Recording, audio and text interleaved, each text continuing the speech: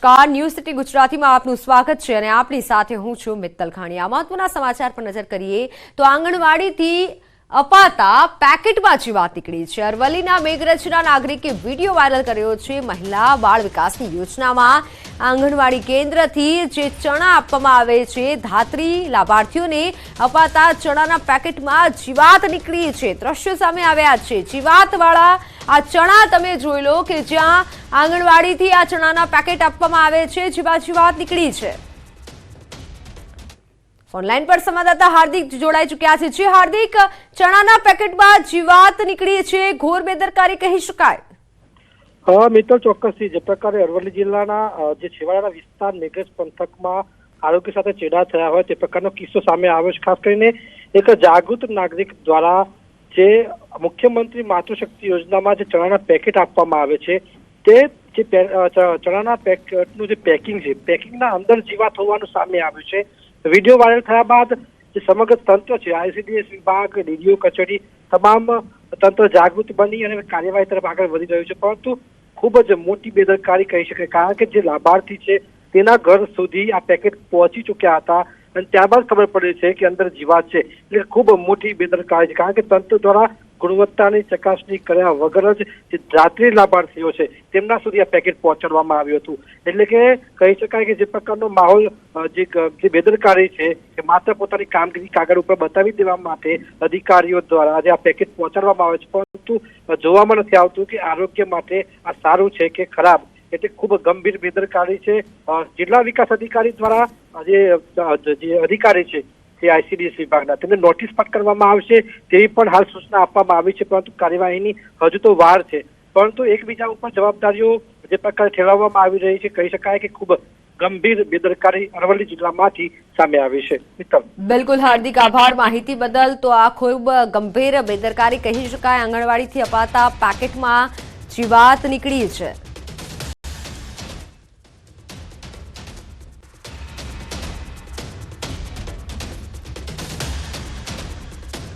તો મહીસાગરમાં food and drugs વિભાગની મોટી કાર્યવાહી। મહીસાગર જિલ્લાના અલગ અલગ વિસ્તારોમાં સર્ચ હાથ ધર્યું।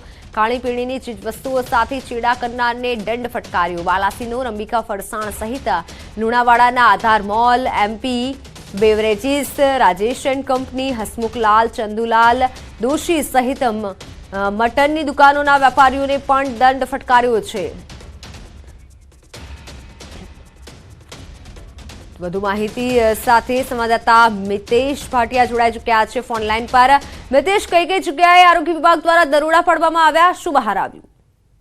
જી બિલકુલ થી મિત્તલ, જો વાત કરવામાં આવે તો ગતરોજ મહીસાગર જિલ્લામાં ફૂડ એન્ડ ડ્રગ્સ વિભાગ દ્વારા મોટી કાર્યવાહી હાથ ધરવામાં આવી છે, જેમાં મહીસાગર જિલ્લાના અલગ અલગ જે ખાણીપીણીની ચીજ વસ્તુઓ છે, બાલાસિનોર, અંબિકા ફરસાણ છે, લુણાવાડાના આધાર મોલ છે, તેમજ એમપી બેવરેજીસ છે, આવી અનેક કંપનીઓ કહી શકાય કે આરઓ પ્લાન્ટ સહિતની જે દુકાનદારો છે, મોલ છે મોટા, તેમાં ફૂડ વિભાગ દ્વારા કાર્યવાહી કરવામાં આવી છે, જેમાં આજે 5.92 લાખનો દંડ ફટકાર્યા હોવાનું સામે આવતા અનેક લોકોમાં પણ ફફડાટ ફેલાયેલો જોવા મળી રહ્યો છે। જી બિલકુલ મિતેશ, આભાર માહિતી બદલ। તો હાલ વેપારીઓમાં ફફડાટ જોવા મળી રહ્યો છે, કારણ કે ખાણીપીણીની ચીજવસ્તુઓ સાથે ચેડા કરનારને દંડ ફટકારવામાં આવી રહ્યો છે અને આરોગ્ય વિભાગ સર્ચ હાથ ધરી રહ્યું છે। વાત રાજકોટની। રાજકોટમાં સિંગ તેલમાં 2 દિવસમાં 50 રૂપિયાનો વધારો નોંધાયો છે। સિંગ તેલના ડબ્બાનો ભાવ 2600 રૂપિયાને પાર પહોંચ્યો। નવા ડબ્બાનો ભાવ શુક્રવારના રોજ 2550 હતો, શનિવારના રોજ 2570 થયો, સોમવારના રોજ 30 રૂપિયાનો વધારો થતા 2600 રૂપિયાએ પહોંચ્યો છે। કપાસિયા તેલ કરતા સિંગ તેલ 1100 રૂપિયા મોંઘું થયું છે।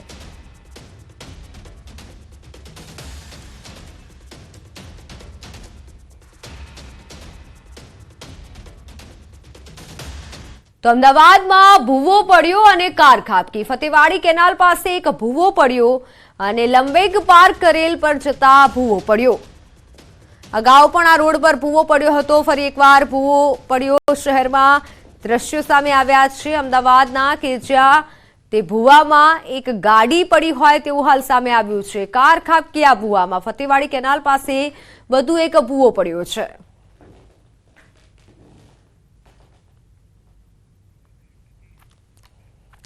અમદાવાદમાં મનપાના અણધણ વહીવટના પગલે બાળકો વાલીઓ પરેશાન થયા છે. નરોડાની નારાયણા ઇંગ્લિશ સ્કૂલને જોડતા રોડનું સમારકામ ચાલતું હોવાથી વાલીઓ મુશ્કેલીમાં મુકાયા છે. એમસીને પત્ર લખી જાણ કરાઈ છતાં પણ કોઈ કાર્યવાહી નથી કરાઈ. બાળકોની અવરજવર માટેના બંને રોડ બંધ થતા વાલીઓ મુશ્કેલીમાં મુકાયા છે.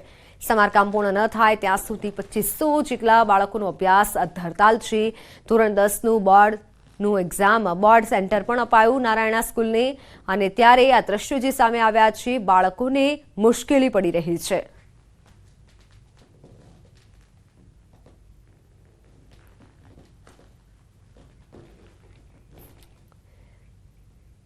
વડોદરાથી મહત્વના સમાચાર. વડોદરામાં થયેલા અકસ્માતમાં આરોપીને છોડાવી દેવાના આક્ષેપો સામે સાંસદ રંજનબેન ભટ્ટે ખુલાસો કર્યો છે. તેમણે સ્પષ્ટતા કરી છે કે તેઓ આરોપીને છોડાવવા પોલીસ સ્ટેશન નહોતા ગયા. અકસ્માતમાં ફરિયાદ થઈ હતી તો પછી તેમને છોડાવવા પ્રશ્ન જ થતો નથી તેવું તેમણે જણાવ્યું છે. મેં કોઈ આરોપીને છોડાવ્યો નથી તેવું સાંસદે જણાવ્યું છે. હું કુશને છોડાવવા નહોતી ગઈ તેવું રંજનબેને જણાવ્યું છે. ઘાયલ વિદ્યાર્થીઓએ ફરિયાદ નથી કરી તેવું પણ તેઓના નિવેદનમાં જણાવ્યું છે. વડોદરાની આ ઘટના કે જ્યાં આરોપીને છોડાવી દેવાના આક્ષેપો થઈ રહ્યા હતા.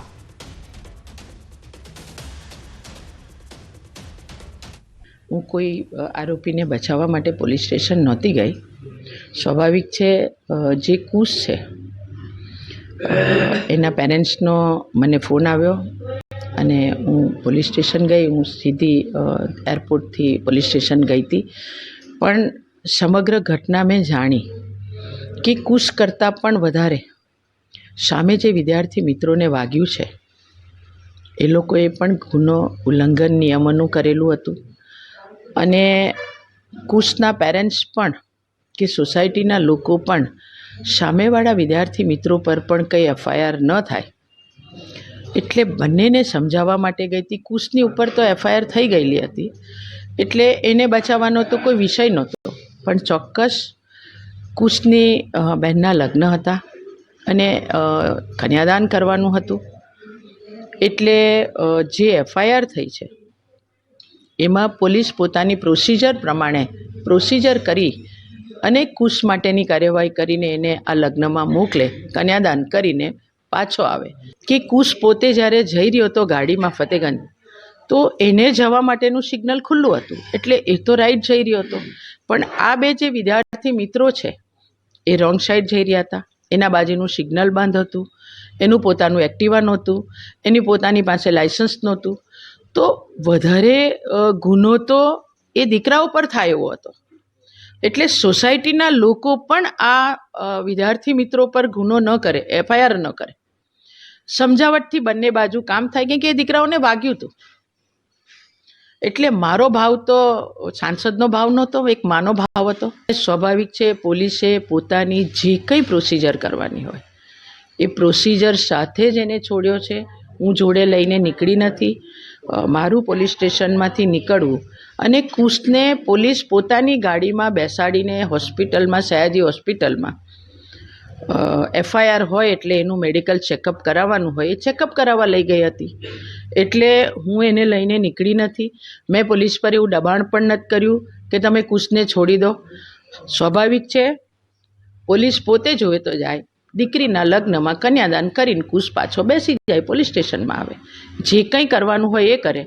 પણ મારું કોઈ દબાણ નહોતું, હું લઈને નહોતી નીકળી. એટલે આ જે કંઈ વિદ્યાર્થી મિત્રોએ વિડીયો કર્યો છે બિલકુલ ખોટો છે. ઉલટા એ લોકો પોતે પોલીસ સ્ટેશનમાં જઈને વિડીયો ઉતારતા હતા, આ બધું કરતા હતા. એટલે એ લોકોને જે કંઈ એ કરી રહ્યા હતા બાળક બુદ્ધિમાં. સિગ્નલ સ્ટોપમાં આ ભાઈ પાછળથી રમાઈને આવતા હતા, લગભગ 70-80 ની સ્પીડ હશે. સિગ્નલ તોડીને ક્રોસ કરવા ગયા, જ્યારે સામેનું બીજું સિગ્નલ ખુલી ગયું, ત્યાંથી એક બાઇક વાળો એક્ટિવા લઈને રોડ ક્રોસ કરતો હતો. આ ભાઈ ઉડાવી દીધા છે બેવને ઉડાવ્યા છે. બેવની હાલત બહુ ગંભીર છે, જેથી મેં ફતેગંજથી એમની પાછળ આવ્યો છું અહીં. પણ આ ભાઈ કોઈ જગ્યાએ સ્ટોપ નથી રહ્યા. તમે તમામ સીસીટીવી ચેક કરજો.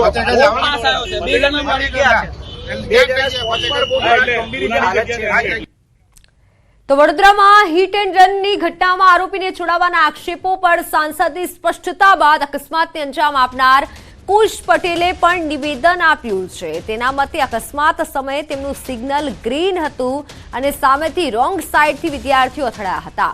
બનાવ બાદ તે ડરી ગયો હોવાથી સ્થળ પરથી જતો રહ્યો હતો.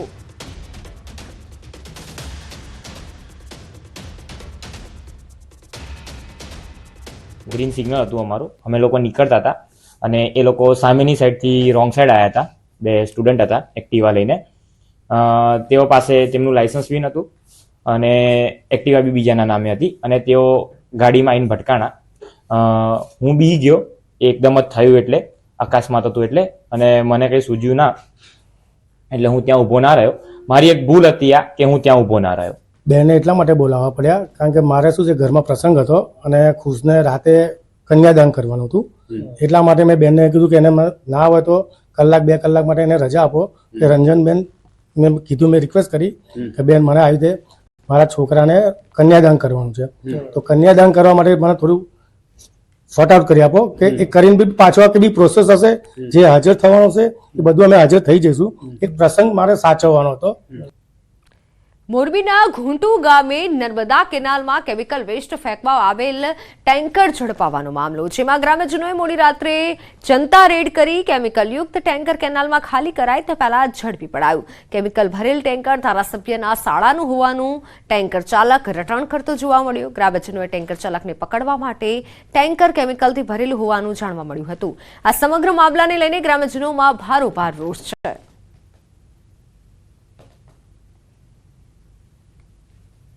કે રાતે 12 વાગે મને કોન્ટ્રાક્ટરનો ફોન આવ્યો કે અમારું ટેન્કર ખાલી છે અને રોડ ઉપર માણસો હેરાન કરે, તેનો ડ્રાઈવર કંઈક વયો જ હોય છે. તો 12 વાગે કોન્ટ્રાક્ટરને મેં હેલ્પ કરી, જાણ્યું શું છે, પ્રદૂષણવાળાને મોકલા, પોલીસને મોકલા. ટેન્કર ખરેખર ખાલી હતું તો કોન્ટ્રાક્ટરને હેલ્પ કરીને એનું ટેન્કર આપણે પાછું દેવડાવ્યું. એટલે મારી વિનંતી છે, કામ સારું કરો તો અમારો સહયોગ છે. કામ સારા થવા જોઈએ. ફરી ત્યાંથી આવ્યો ને, અને અહીંયા તને ખાલી કરવાનું કોને કીધું? મુકેશભાઈ ભરવાડ. ક્યાં ના હે? માથક ના. એને જગ્યા બતાવવા આવી હતી તને? હે? અને ટાંકો કોનો હે? ભરતભાઈ કોણ?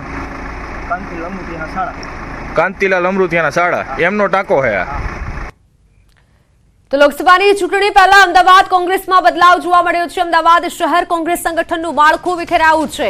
જૂનું માળખું વિખેરી નવા હોદ્દેદારોની નિમણૂક કરાશે. નવા હોદ્દેદારોની નિમણૂક માટે 16 વિધાનસભા બેઠકના પ્રભારીઓ સૂચન કરશે. આગામી દિવસોમાં અન્ય શહેર અને જિલ્લાના માળખાઓમાં પણ ફેરફાર કરવામાં આવશે. શહેર કોંગ્રેસ વોર્ડ દીઠ 2 પ્રમુખ બનાવશે. વોર્ડનો વિસ્તાર મોટો હોવાથી આ નિર્ણય લેવાયો છે.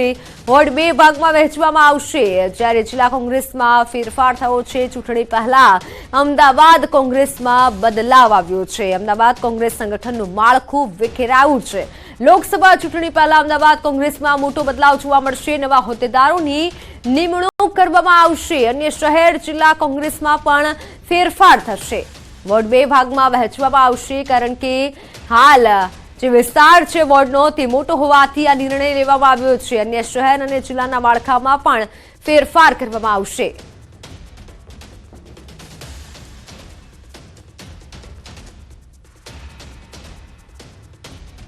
આજે અમદાવાદ શહેર કોંગ્રેસ સમિતિનું જે માળખું છે એ માળખાનું વિસર્જન કરવામાં આવે છે.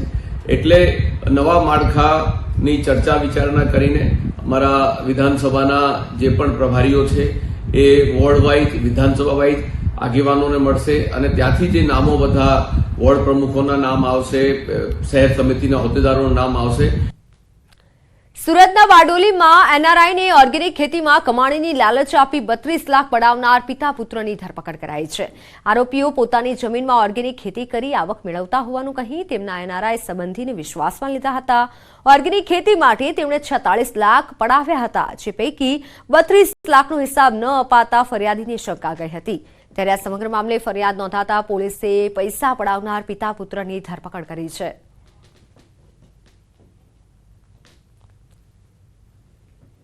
કોઈ પણ જાતનો હિસાબ ન આપેલ, તેમજ જે ફળફળાદી એમના ખેતીમાં વાવવાના હતા અને ઉછેર કરવાનો હતો તેનો પણ કોઈ પણ જાતનો ઉછેર ન કરી તેમની સાથે વિશ્વાસઘાત કરેલો હોય તે બાબતની તેમને વિગતવારની ફરિયાદ આપેલ, જે ફરિયાદ લઈ બંને આરોપીઓ બાપ દીકરા બ્રિજેશભાઈ પટેલ અને એમના પિતા કમલેશભાઈ પટેલ નાઓની ધરપકડ કરેલ છે. તો હાલ સમાચારોમાં સમય થયો છે વિરામનો.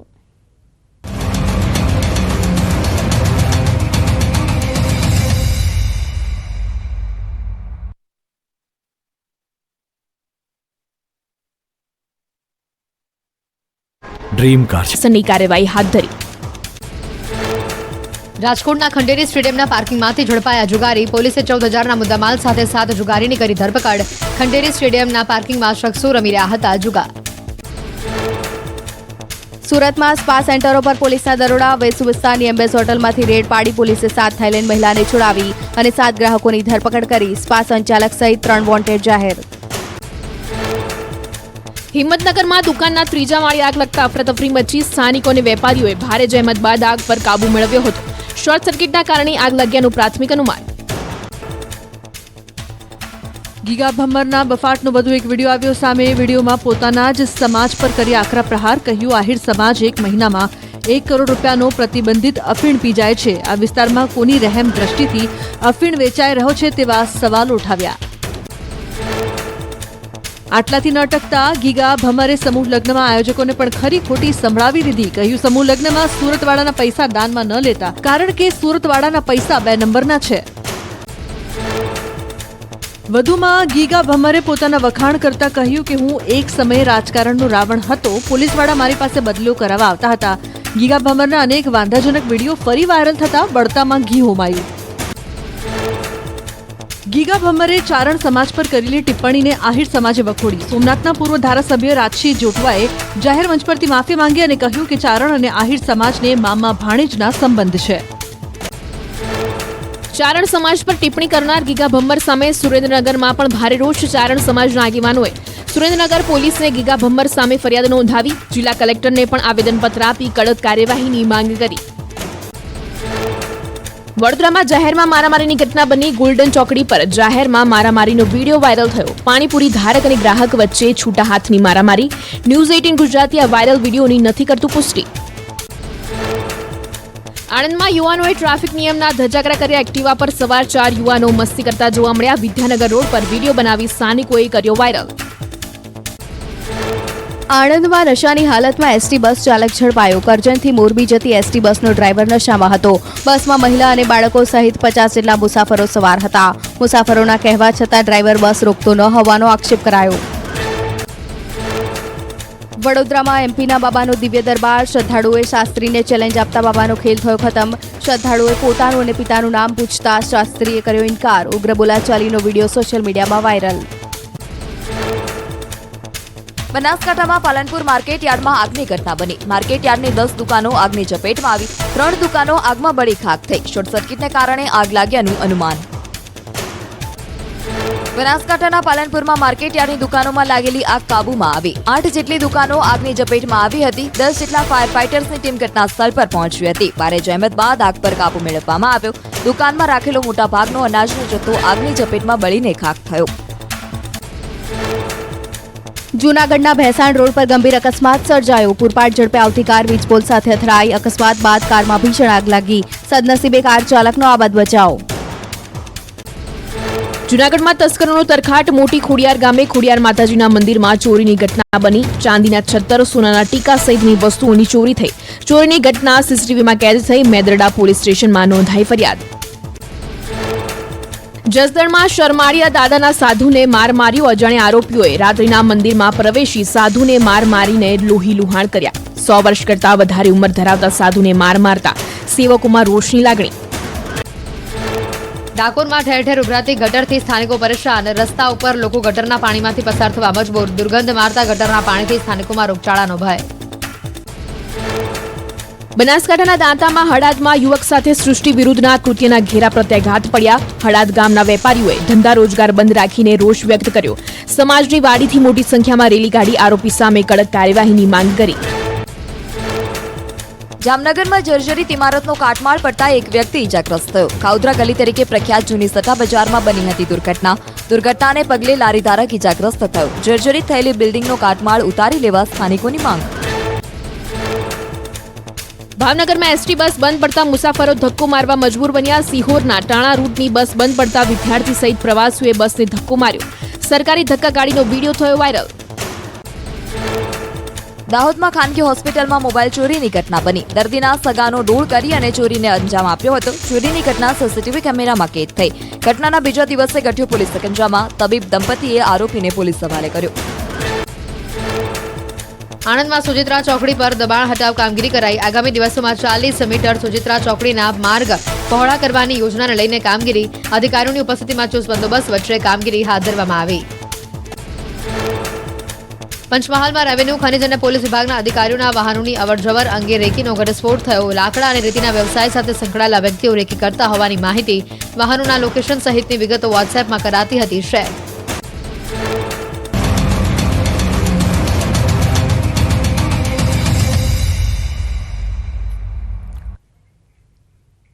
Welcome back. આણંદમાં સોજિત્રા ચોકડી પાસે દબાણ હટાવ ઝુંબેશને લઈને લોકોમાં રોષ જોવા મળ્યો. દુકાને અને મકાનો પર તંત્રનું બુલડોઝર ફરી વળ્યું. સ્થાનિકોના તંત્ર પર ગંભીર આરોપ. કોઈપણ જાતની નોટિસ વગર દબાણ હટાવાયું છે. સંબંધિત અધિકારીઓનું અકળ મૌન. દબાણ હટાવવાને લઈને અધિકારીઓ બોલવા તૈયાર નથી, ત્યારે એકબીજાને ખો આપી રહ્યા છે. દબાણ હટાવવાના કારણ પર મૌન સેવી રહ્યા છે.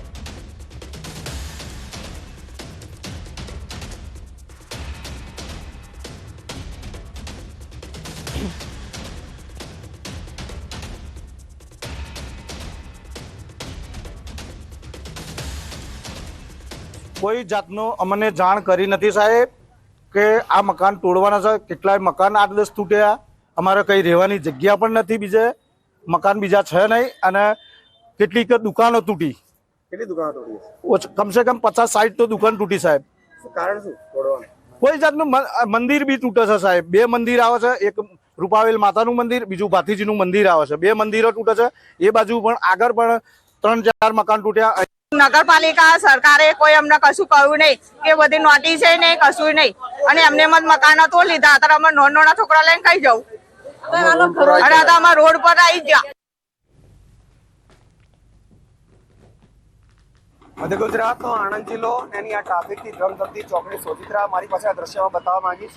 તો રોડ પહોળો કરવાનો છે એટલે વહીવટી તંત્રએ આજે આખી સોજિત્રા ચોકડી પર લગભગ 80 જેટલી દુકાનો અને લગભગ 15 જેટલા પાકા મકાનો તોડી પડ્યા છે.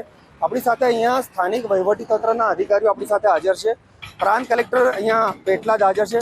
આપણે એમને રૂબરૂ પૂછીએ કે સાહેબ આ જે આખો ડેમોલિશન રોડ પહોળો કરવાનો છે, આજે આખું આજે કાર્યવાહી હાથ ધરી છે, સાહેબ શું કહેશો? નો કોમેન્ટ્સ પ્લીઝ. સાહેબ પણ આટલું મોટું કામ તો સરકારે જે હાથ કર્યું, જિલ્લા કલેક્ટરશ્રીનો સંપર્ક કરો. જિલ્લા આપણી સાથે અહીંયા મામલતદાર બી છે, આપણે એમને બી મળીએ. બેન, આ જે આખો જે વહીવટી તંત્ર છે, તમે અત્યારે વહીવટદાર છો, એમણે જે આ હાથ ધર્યું શું કહેશો? તો ચોક્કસ વહીવટી તંત્રના 2 જવાબદાર અધિકારીઓ સોજિત્રા મામલતદાર અને પ્રાંત કલેક્ટર પેટલાદ, જેના અંડરમાં આ ટેરેટરી આવે છે, તેઓ કેમેરા સામે કંઈ પણ કહેવાનો ઇનકાર કરે છે. અહીંયા ખૂબ મહત્વની બાબત એ છે કે હવે મંદિર પણ ટૂંક સમયમાં જે એની હદમાં આવતું હશે, રોડ પહોળો કરવાનો છે, એટલે મંદિર બી તોડવામાં આવશે.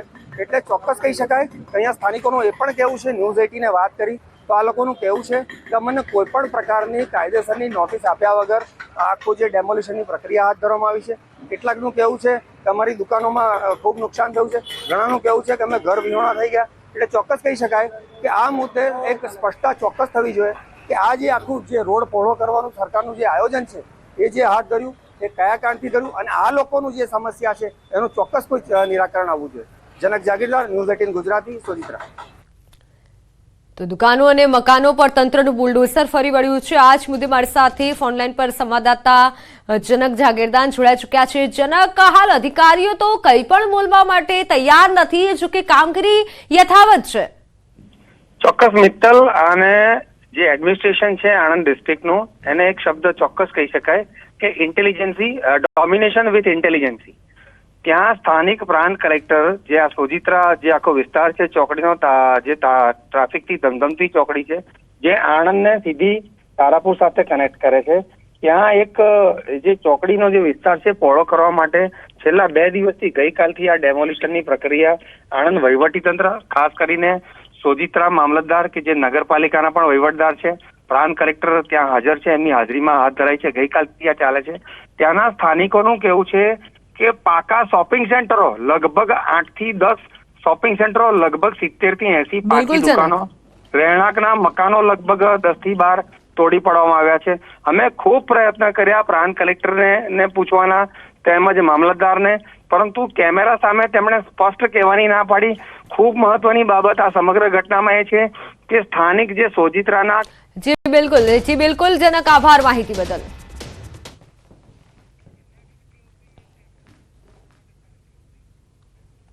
તો સમાચારોમાં હાલ બસ આટલું જ. રજા આપશો. નમસ્કાર.